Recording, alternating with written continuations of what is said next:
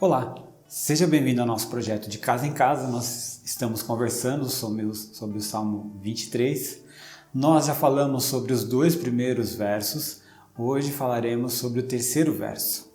A NVT diz o seguinte: renova minhas forças e me guia pelos caminhos da justiça. Assim ele honra o seu nome.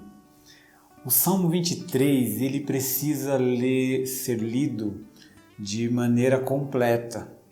Então, o que nós estamos fazendo aqui é pegando versículo por versículo, mas ele sempre será bem entendido no contexto dele, ele por completo. Isso ficará muito claro à medida que nós formos expondo o verso 3 agora, assim como a gente fez no verso 2, o primeiro serviu de base, de auxílio para o segundo verso. Agora o verso 3 também precisa do verso 1 e 2 para fazer todo sentido, para que ele ganhe ainda mais vida e mais profundidade sobre aquilo que Davi, o salmista, quer falar conosco.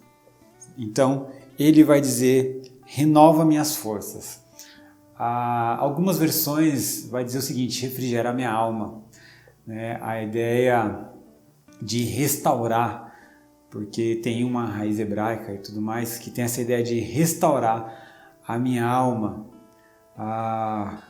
Podia ser também restaurar o meu ser, restaurar a minha vida, porque a palavra que é traduzida por alma aí é nefesh, né? Então quando fala lá que o homem se tornou, a gente vai falar ser vivente, a palavra lá também é nefesh hayah. Então hayah é ser, então uma alma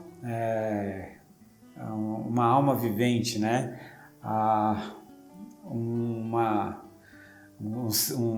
Enfim, um ser com alma. Tem essa ideia de que o nefesh então pode ser traduzido como vida, como alma.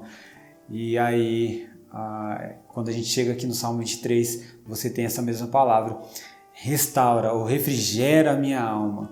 Qual que é a melhor ideia para a gente entender? Para a gente entender isso aqui, a melhor ideia de restaurar a minha alma. Isso vai ganhar mais sentido na sequência, porque ele vai dizer: e guia-me pelos caminhos de justiça.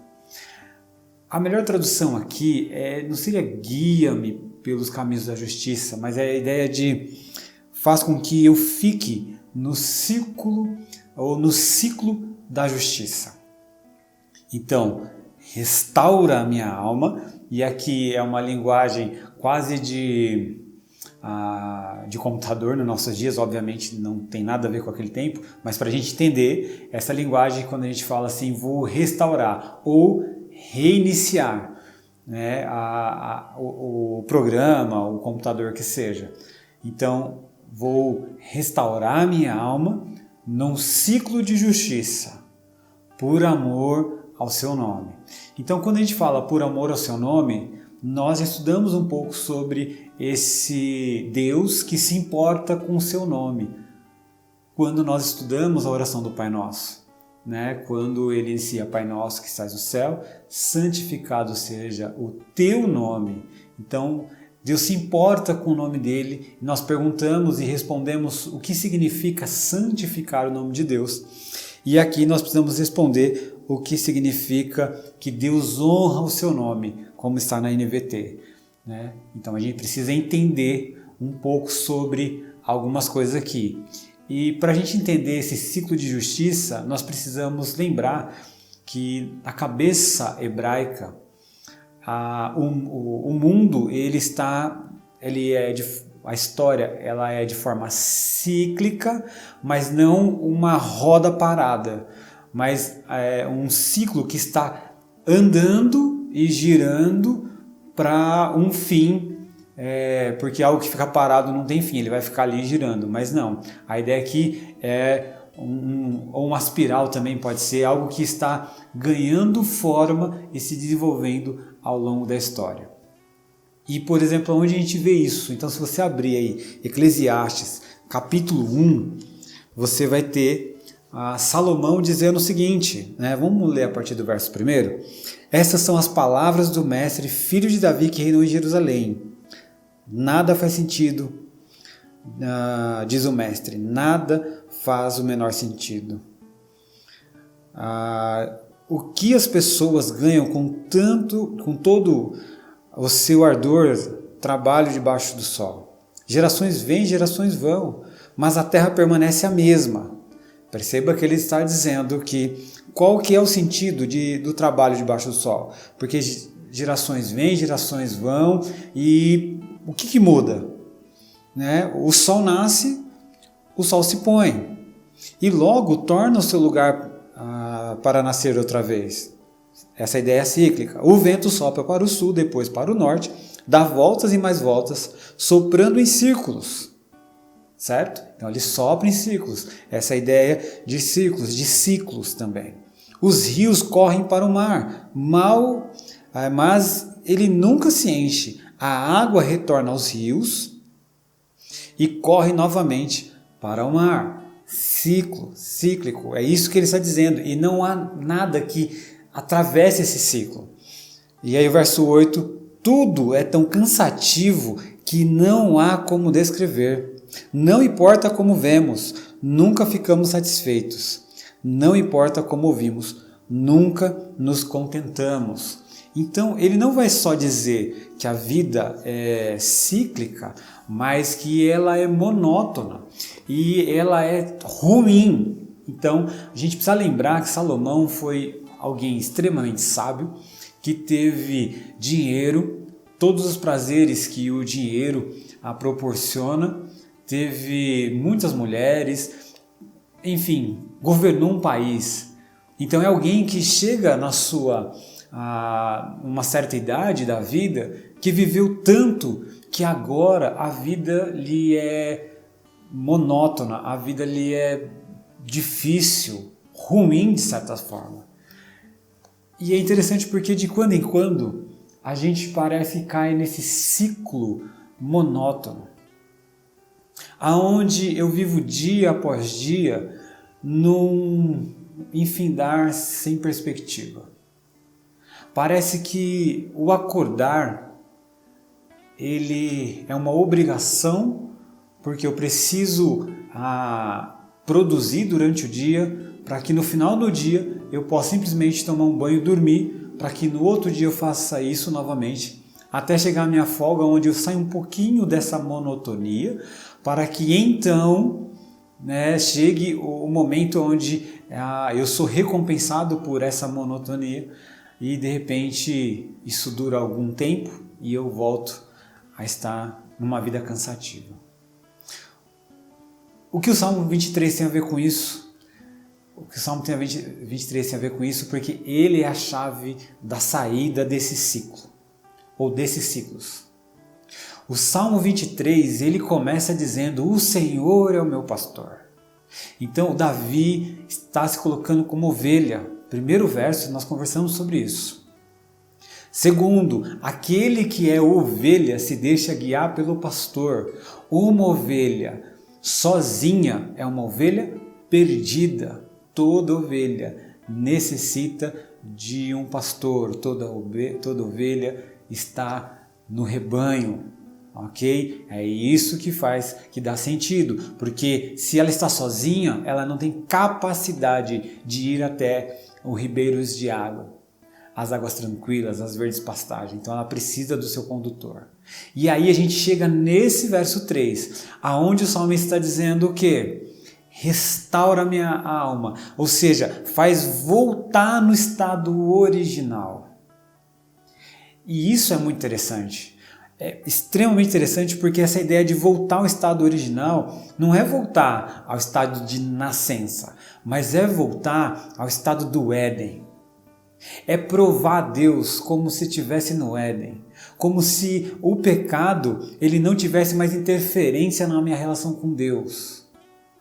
Então é só quando eu me submeto como ovelha e tenho o Senhor como meu pastor que Ele restaura a minha alma. E quando Ele restaura a minha alma, Ele me coloca no ciclo de justiça.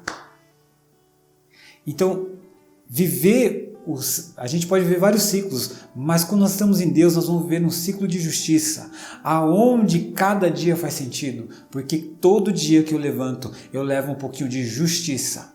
E justiça não quer dizer algo punitivo. Isso a gente precisa tirar da nossa cabeça. Justiça quer dizer que eu levo um pedaço do reino dos céus para o mundo tenebroso. Para que aonde houver escuridão, eu leve luz. Aonde houver falta de amor, eu seja o amor encarnado. Aonde houver desentendimento, eu seja um ponto de paz.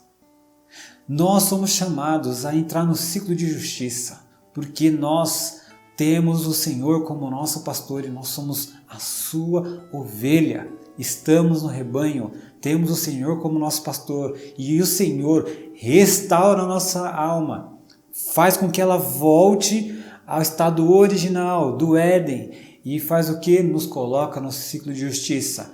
Quer dizer que nós somos bons a esse ponto? E aí o verso termina.